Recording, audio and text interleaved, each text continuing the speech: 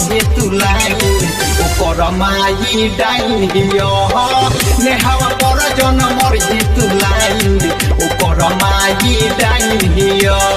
सुनी रे यारावा कोले का जरावा जातु मादन में बॉडी फाइन हियो जतिया पगे जन मरिए देलाई ओकर माई डाइन हियो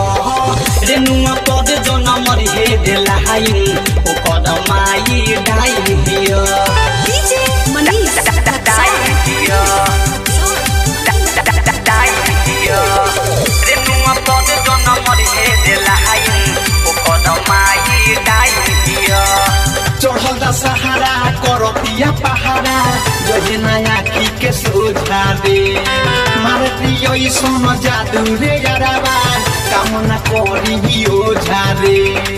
कामना करी ओझा रे जाके उरतिया में तीन पेरिया पड़े नंगा नाच रे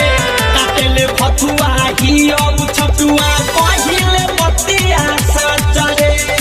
भले तू जइबे बड़ी पसतइबे काला जादू के मलिकाई रियो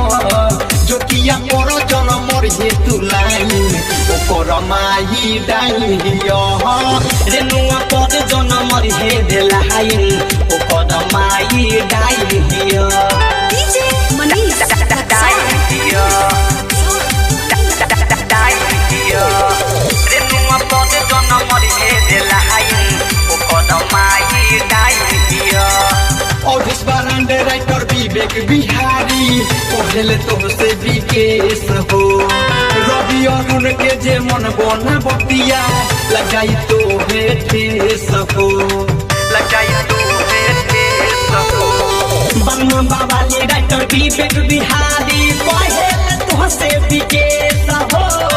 डीजे मनीष के जे मन बना बतिया लगे जाई तो ठेस हो हियो कसाई नाही मायाई कोहेला सब भाग साई हिया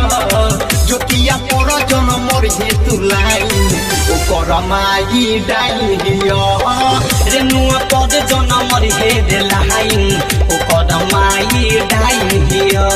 मनीष रिकॉर्डिंग स्टूडियो रक्सौल रघुनाथपुर।